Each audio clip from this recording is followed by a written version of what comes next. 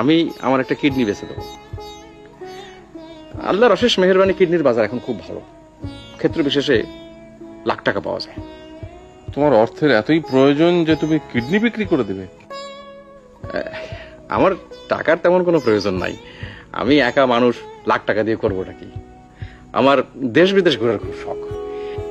শখের কারণে তুমি শরীরের একটা অংশ বিক্রি করে দেবে? শখ কোনো তুচ্ছ করার বিষয় না স্যার। মানুষ আর বাঁচে কয়দিন? ফট করে একদিন আজরাইল এসে বলবে চল বেটা যাই। শখই যদি মেটাতে না পারলাম, তাহলে মানুষ হয়ে জন্মে আর কি লাভ? নেড়িকুত্তে হয়ে জন্মালে ক্ষতি কি ছিল স্যার?